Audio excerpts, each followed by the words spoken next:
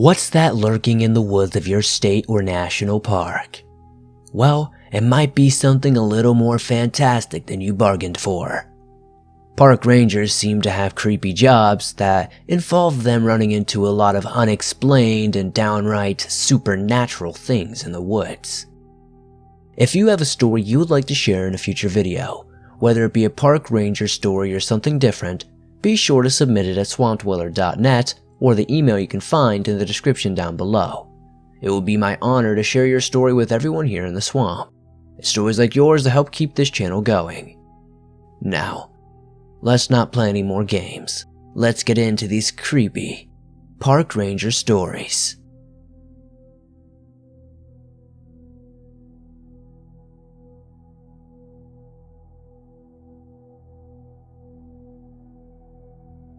I've been with the park rangers out in Washington since I graduated college.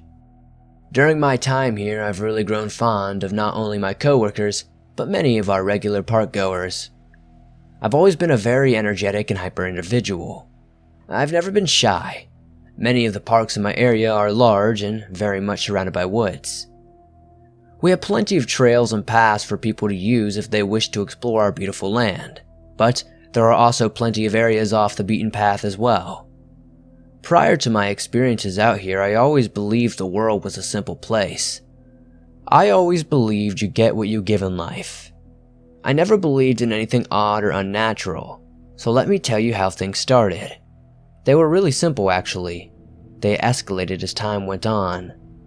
To begin, one morning we were approached by a woman who complained about an odd smell. She said she smelled death. A bit intrigued, but I'll admit at the time a bit more amused, I followed her to the area she spoke of. I was probably a foot or two from the spot when I noticed a very odd smell. It didn't smell of death, at least to me. It smelled of roses or flowers of some kind. The lady looked at me as though she was afraid for her life and told me, "See, it is death." Now before you judge me, imagine what you would think in this situation. How would you react? It smelled of flowers, which, while I'll admit, is odd considering the area we were in didn't really have much in the way of flowers. It wasn't insane, as I just assumed, okay, it's a little windy, and maybe the sweet scent of nature was being carried from elsewhere in the forest. I didn't say as much, but I believe the woman could see on my face that I thought this was a bit amusing. She grew very angry and started screaming about how I shouldn't make fun of her. I assured her I wasn't making fun of her, but my smiles always had a mischievous look to it, and I guess she took it wrong.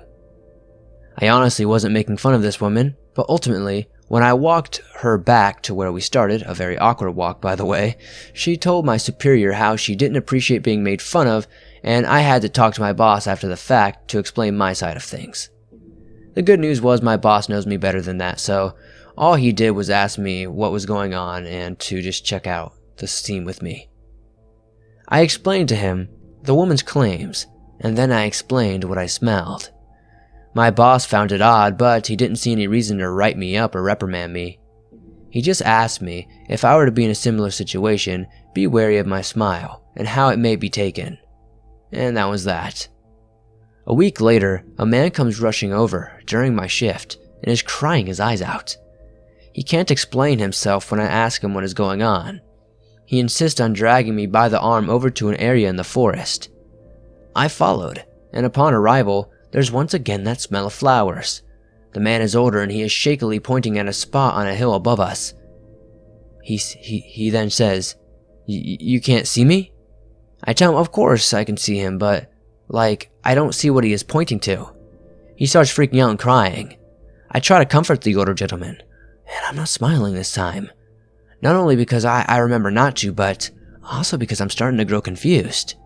After calming the man a bit, I walk him back to his car where he reassures me he'll be okay and he apologizes for crying. I explain to him it's fine and wish him a wonderful day. 2 days later, the gentleman's name and picture are in the obituary section of the newspaper.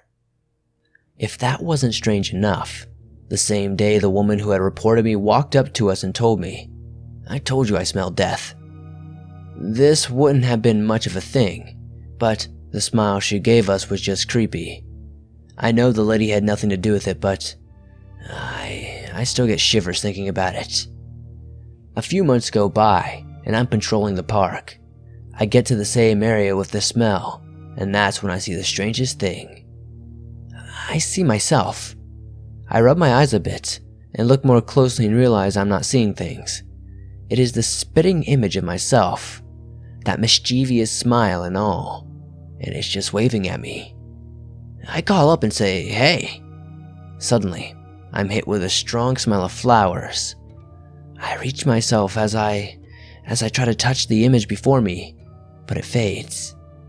I'm weirded out for the rest of the day, but I manage to shake the odd side off for most of my shift. Later that night, I head home and make dinner before passing out early. I feel oddly sleepy and can't fight the weight of my own eyelids. Sometime in the middle of the night, I hear a loud banging at my door. I awake in a shock and jump up, grabbing my gun before heading to investigate the noise. The last thing I remember was my door being wide open like someone had kicked it in. I looked outside and see myself in the distance with a creepy smile, just waving.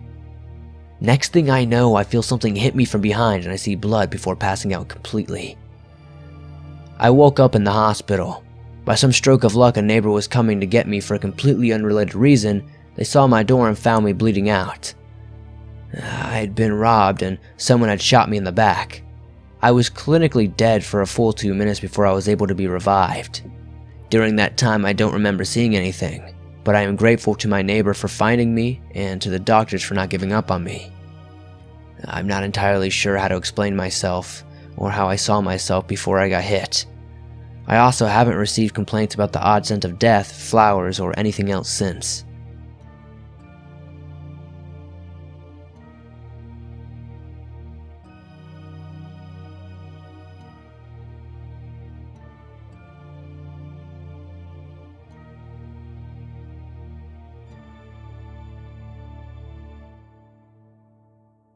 I'm a female park ranger who works in California.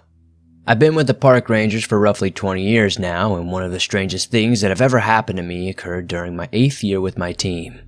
We are all a pretty tight-knit, close group. We spend a lot of time together working, and we consider one another like family. So, when one of us passes, we all take it rather hard. That's just what happened shortly before everything got weird. To get to the point, one of our rangers was found dead. A self-inflicted gunshot wound from the chin through the skull. It was sickening to hear about and quite a shock to everyone involved. Still, nothing was as scary as to what happens next. I want to say 2 to 3 weeks after our friend's death, another one of our team started growing erratic emotionally. She was, in all fairness, quite fond of the man who had took his life, and it was understandable that she would feel the way she did. I stayed with her a few nights, and over the time, she seemed sad but a bit more stable. A month goes by and she begins to cry the man's name. I'm not sharing his name for privacy reasons, in the middle of our shift. She is doing this over the radio.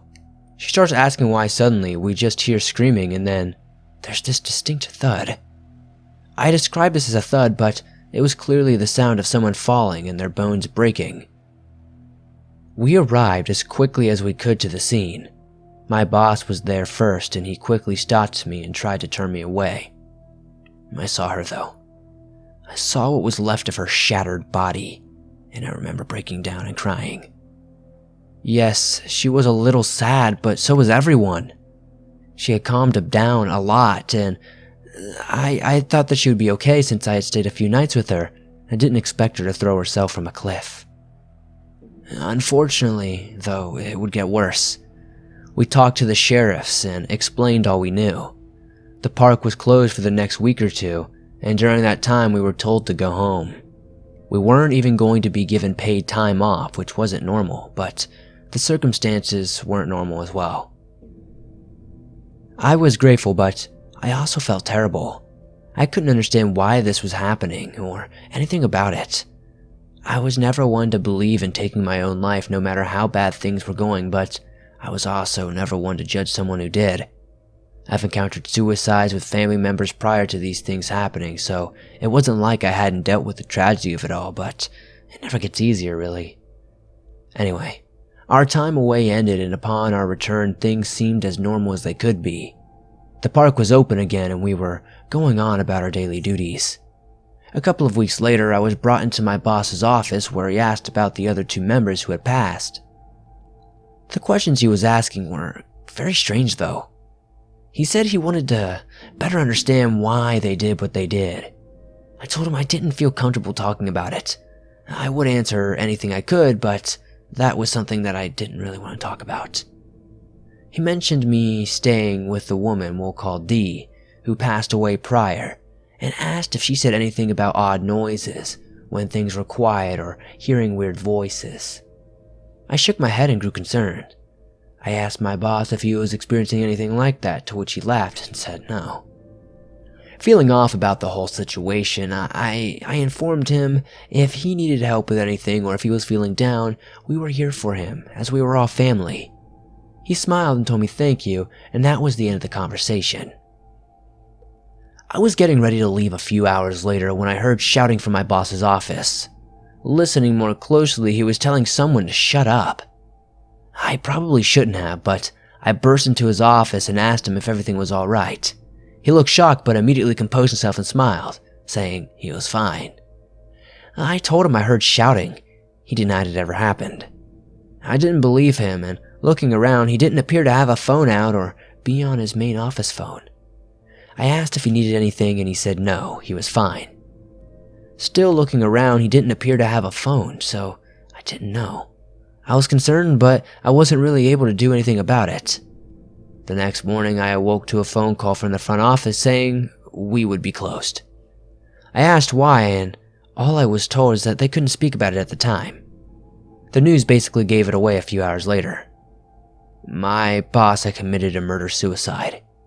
He had killed his wife and then himself immediately after. The worst part was the brutality of it all. He had used scissors to stab his wife multiple times and eventually slit his own wrist and bled out in the chair next to her. When the park finally reopened, I will be honest and say I was of the mind of I was going to quit that day, I think. I didn't, however, and there were no more suicides within our family. That isn't exactly where it ended, though. There was an odd suicide from the detective investigating my boss's suicide. I know suicide in itself is contagious, but I keep thinking back to the questions my boss was asking the night before his murder-suicide. I don't wish to speak much more on it, but part of me believes due to the strange nature of the suicides and the fact that at the very least, the detectives should have been perfectly clear-headed, it's odd that most of the suicides seem to involve people discovering or on the scene of said suicides. I'm not sure how to explain, and I'm probably explaining my thoughts terrible, but regardless, it was a very strange and sad series of events. I would like to add, if you ever feel like taking your life, please get help before it's too late. If you look in the description of this video, you'll be able to find a hotline for suicide prevention.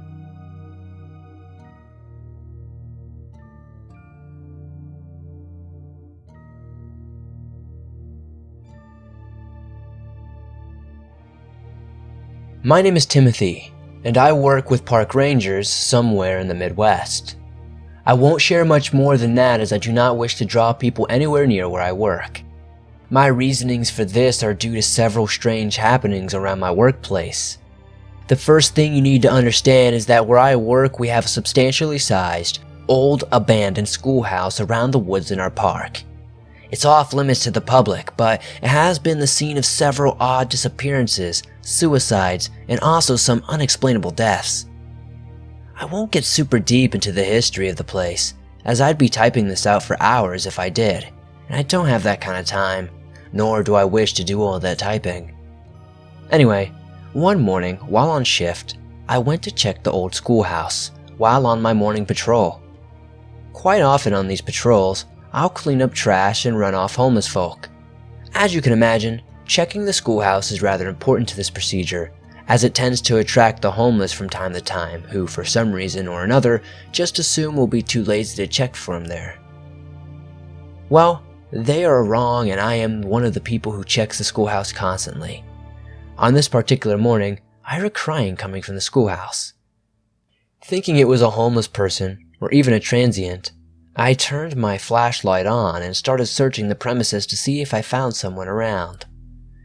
While walking around the first floor, I noticed someone sitting at a desk and crying. I go shine my light on them and call out, but I stop when I notice as I shine my light on them, they vanish. The crying, however, can still be heard and is now echoing through the halls. I quickly looked back at the area the woman was sitting at, and I saw her again. Shining my light on her made her vanish, but I didn't think much of it. At that point, I was more of a skeptic and figured it was my eyes playing tricks on me or some weird optical illusion or something along those lines. I called out to the person, "Miss, I'm with the park rangers. I'm going to have to ask you to leave."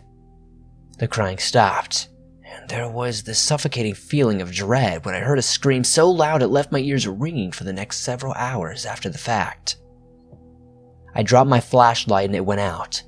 When I picked it back up and checked the thing, it flickered on again, and as I looked around, I no longer saw the woman. I was confused and more than a little freaked out by this, but again, I'm a skeptic, so I just kind of finished searching the schoolhouse and then went on my way. My ears were still ringing for much of the remainder of my shift, but this passed by the morning. The next day I saw the woman, or at least her back, in the window of the schoolhouse. I remember approaching the window slowly and then tapping on it. It was at this moment I watched her vanish. I'm not sure how to explain that one, but I went and investigated the school again anyway. I never found any sign of a woman once inside, but I did find a door to a basement. It was deep within the halls, and it had claw marks all over it. The door was heavy, and I made it a point not to speculate too much on what the claw marks were. I mean, it was a wooden door, however heavy it may have been, and this school had been abandoned for years, so I instantly assumed it was some animal of some kind or maybe kids. Not really a large reach in logic if you ask me, but anyway, the rest of the search turned up nothing. Again, nothing too off about the shift, and it stayed that way until later that night when I went home and tried to sleep. I want to preface this with the fact that I was at the time under the assumption that dreams I had this night were mostly caused by my constant search of the school and not by anything strange per se. Still, I would also like to state that these dreams were disturbingly real in how they felt, and upon waking from them, I was sweating despite the fact it was probably 20 degrees outside. Anyway, the first dream I had, I found myself in the school. There was children's laughter, and I could see the woman I often see in the school during my shift. I can never see her face, but she is teaching these kids and things are relatively peaceful. Over time, there's a loud grinding noise and the lights in the school seem to flicker. Every time they flicker, a child disappears. I grew tense and remember a point where the kids would get up and run. The teacher disappears, and as I follow the kids through the school, some of them look at me and scream for help. This is a dream, mind you, and it feels so real. The kids are staring at me, and I remember this strange need to keep the lights on or the kids in the well-lit rooms would disappear. I start trying to do this, but eventually the light shut off completely. There is a loud sound of screaming, and the most disturbing growling I've ever heard. If you can call this guttural noise growling at all, that is. I start rushing around as one of the kids grabs onto my hand, and I try the lights in different classrooms. I can hear more screaming and the sound of flesh being ripped from the bone. I freak out and I feel the final child yanked from my grip. There are no lights in this strange silence, and there is a deep voice, but it's played like a backward tape. I don't understand what it says, and then I wake up sweating and terrified. The skeptic in me is laughing and telling me it was just a dream, dude. Still, I'm unnerved at how real this all felt. Unnerved enough that I asked one of my coworkers, Jason, to go do the old schoolhouse patrol for me today, under the guise that I had something else to take care of. Jason seemed eager. I assumed because the morning patrol is considered fairly easy, to be honest, but I'm not entirely sure why. A few hours later, he reports back that he found a homeless dude, but that guy was fully cooperative and left when asked. A couple of days go by and I'm back to the morning. and I'm going to monitor the school myself while on morning patrol. Jason stopped me one Friday morning and asked if I'd had any weird dreams about the school since looking into it. I told him yes, but I mostly figured it was just because there are a lot of general duties that I do there, specifically to clear the school out each morning. He smiled and said, "Yeah, that makes sense," before moving on with his duties. I was going to ask him what he meant by that. He clearly had a dream as well, but I figured there's no sense and I continued my duties. Ever since my dream a few nights ago, I always felt uneasy when I checked the school out. Still, nothing insane happened. There were always odd noises, but I figured it was just squirrels or something. Looking back, I'm sure this was the skeptic in me trying to comfort me and less just being skeptical. I get through my shift and go to bed that night comfortable in the idea that it was the weekend and I had a couple of days off, where I wouldn't even have to think about that schoolhouse, right? I wish that were the case, but all weekend I had those terrible dreams about that place. One of the dreams was the first dream I had, and it would often happen every night, repeating. Still, some nights I'd have multiple nightmares after that one. I'd remember on that Saturday hearing a banging from behind the wood door with claw marks, a muffled screaming, and this nauseating view of the door being panned in on and shaking. It was like watching a movie, but the director was really great at tripping your head out with visuals.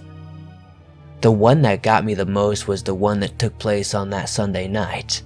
I'd already had the messed up normal dream I have with the kids vanishing one by one, but this was followed by a nightmare that I have not ever had before that I can't fully explain. I see the school, I hear screams, and I'm brought behind the door with the claw marks. This leads through many hallways that seems to get deeper down into the ground. Eventually I arrive at a mound of dirt sitting in a room with 4 lit candles.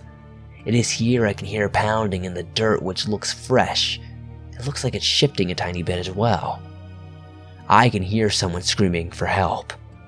This happens again and again and again, but their screams are muffled. I begin to feel the suffocating air in the place. I feel like I'm losing my breath, and then, just as I feel like I might die from choking for air, I wake up, coughing and panicking, until I realize it was just another nightmare, and I calm myself enough to breathe normally again. It is now that my rational, skeptical brain is telling me it's okay. You just had a trouble breathing because you were having a bad dream. Maybe you had been sleeping at an odd angle or had some phlegm in your throat. The problem for me is I'm having a hard time believing my skeptical mind now. I'm very shaken by the nightmares, the latest one in particular, and I spend the rest of my night, from roughly 3 in the morning till 6 when I leave for work, with the lights on and watching some TV. That morning I report into work, and while there I start looking for Jason. I don't like having to do this, but I want him to take my watch over the school, even if just for one day. I look around for Jason and continue looking after a bit. I get a little worried, and I ask my supervisor if they've seen Jason today. She says no, he hasn't reported in. So I think, great, he's probably sick. I guess this means I get to have creepy school fun time all my lonesome today. I begin my morning patrol, and as I do, I'm cursing myself, saying, I would have gone with Jason, but I could have used him with me on patrol.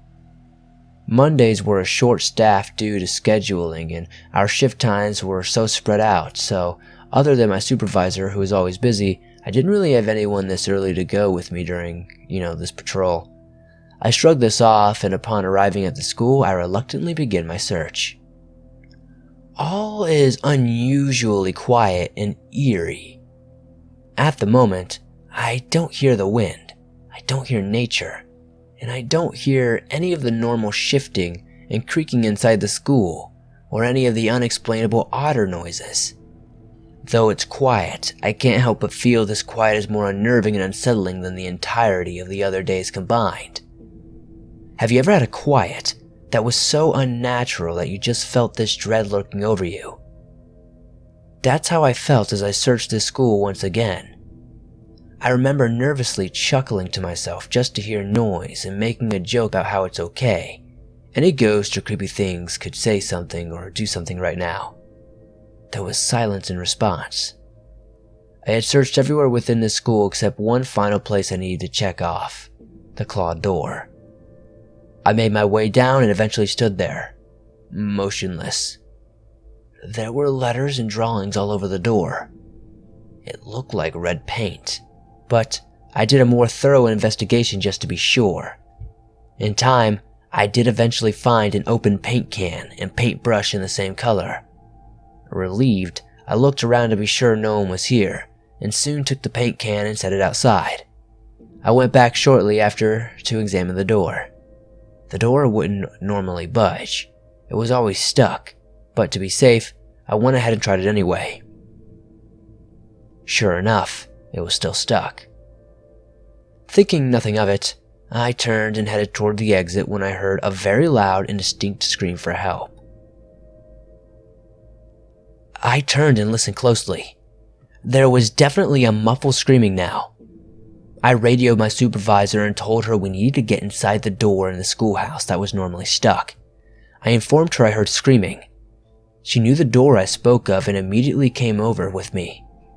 We were able to force the door open, luckily. Wandering deeper into the place with flashlights, we eventually came upon a single room. This room was lit by 4 candles and was in the center. There was this big mound of what looked like to be rather fresh dirt that shifted, as it had in my nightmares. There was a muffled scream for help and the sound of pounding, so my supervisor got some shovels and we began digging. It didn't take much time before we hit a thud. It was here we found a coffin, and we began wedging our shovels in until we got under the nails. The screaming was very clear and distinct now, and we used the shovels like a crowbar until we popped the top of the coffin. Strangely, there was no one inside. There was nothing inside. My supervisor and I kind of stood there, confused in silence for a second, and to be honest, there was just nothing inside. We were so confused, we were so shocked. It didn't make any sense. Things, however, were going to get more strange.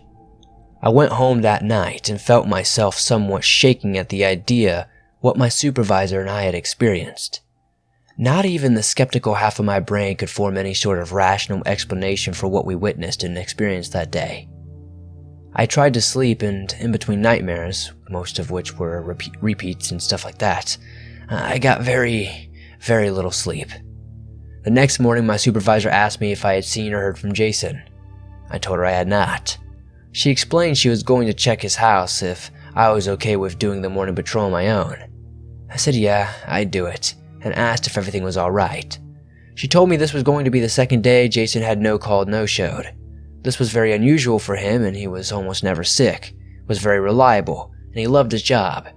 The few times he was going to be out, he would let us know the second he knew he was going to be out, be it a vacation or him being sick. I went about my day and lurked around the school for a bit, checking it thoroughly. I hated doing this at this point. I was sick of the strange nightmares I was having, and even more sick of having to check this place at all. Still, I loved and still do love my job, and I wasn't going to let this really weird or even downright creepy happenings at a school stop me from doing my job. Luckily, nothing happened this time. There were odd noises once again, but nothing crazy. At the end of my shift, I noticed my supervisor wasn't in. I called her and asked if everything was alright. She said she was following up on Jason and he was nowhere to be found. His girlfriend hadn't seen him in a few days, and it was all very weird. My boss also informed me that they were going to file a missing person report on him, and then she said I should go home and get some rest. Internally, I found it unnerving Jason was missing, and the thought of getting rest seemed less likely with every passing day and every odd occurrence. I tried to sleep that night, but the nightmares were too much. I woke up to hear screaming. I could no longer tell if it was just in my head or if it was real. I looked around my home, and when I found nothing, I went back to bed. The next morning, I clocked in and went straight to the schoolhouse. I saw the woman with no face, and as I got closer, she faded, but a handprint still sat in the window. So much weird stuff had been happening at this point, I didn't feel afraid or even close to unnerved. I just continued looking into the school itself and went about my day. Later that afternoon, I spoke with my boss, who informed me that they had had no word on Jason still. She also mentioned she would have to look for a new hire in the meantime. She made a point to say Jason would still have a spot on the team if he returned, but we were already understaffed and we needed help. Very bad. I didn't think much of the fact that she was looking for more help. She wasn't wrong, and I was more worried about where Jason had vanished to. That night I heard screaming. They were louder, and they lasted longer after waking. It was Friday and about 2 in the morning. I was looking forward to the upcoming weekend. I was ready to try to actually get some real rest.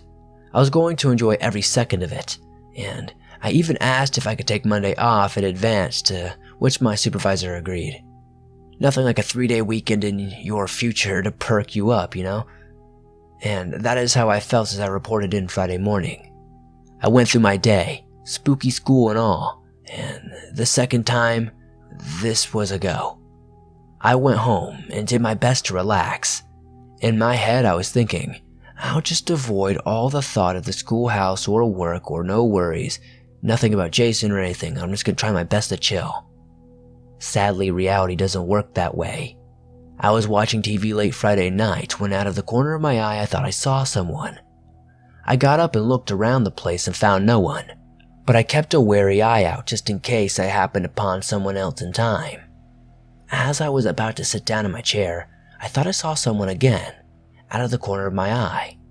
I decided this must be a sign. I really need to get away, and so I got a small bag, packed it, and headed to the next town over to a decent hotel and stayed there for the rest of the night. I still had nightmares, but I slept decently enough. Saturday, I decided to stay one more night. The next morning, I awoke in my truck parked outside. I freaked out upon walking and called the hotel, who said I made a point to pay what was left and turn in my key and check out.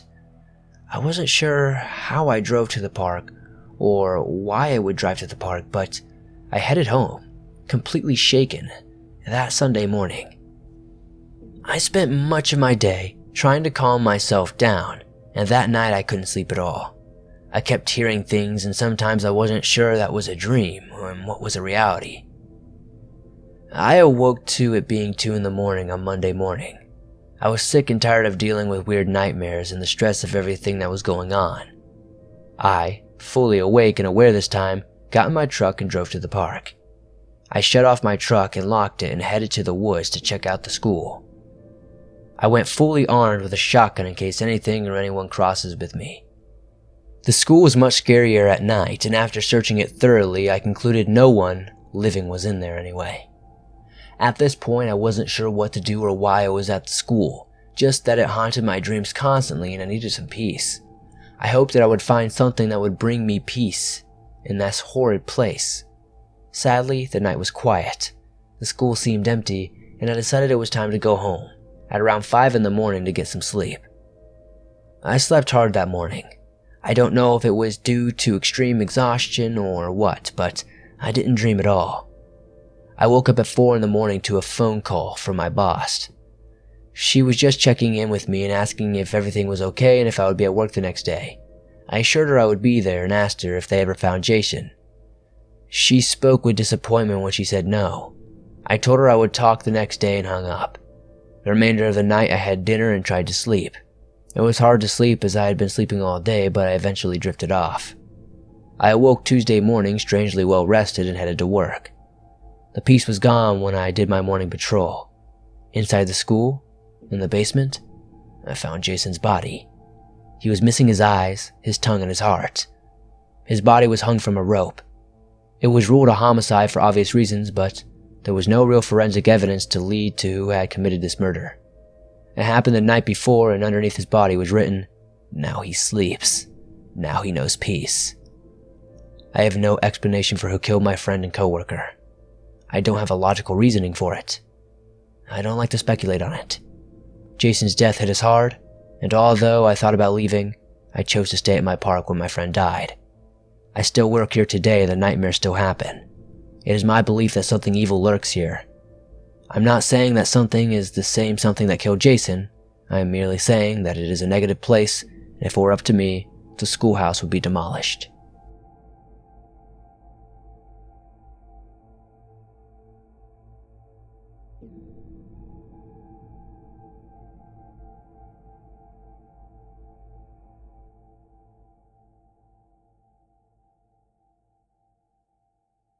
Probably the strangest experiences I've ever had as a park ranger were when I was still a ranger out in North Carolina.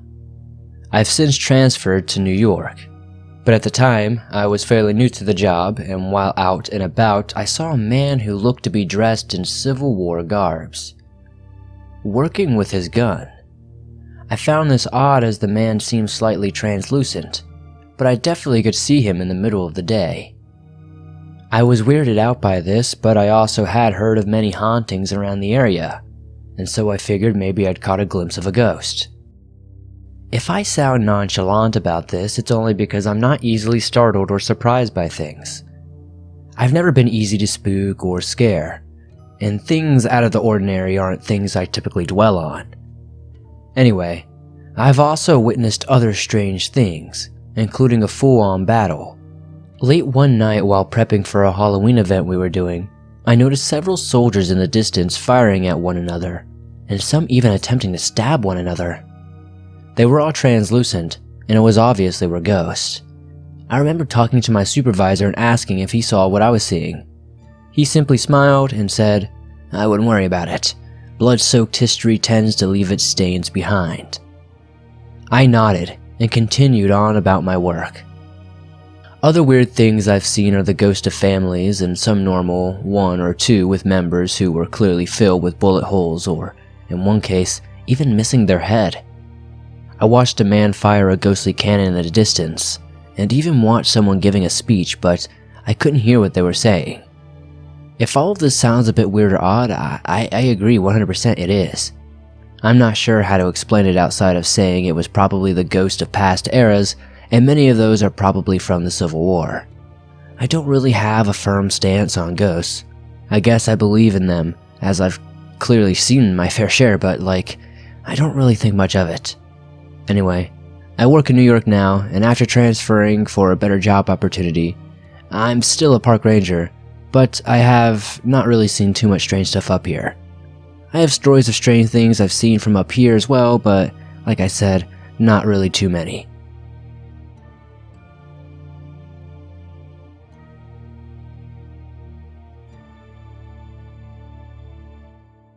Thanks for listening to these creepy park ranger stories that'll freak you out tonight. If you enjoyed these stories, please hit that like button as it helps me out a ton. If you're new to the swamp, why not join us?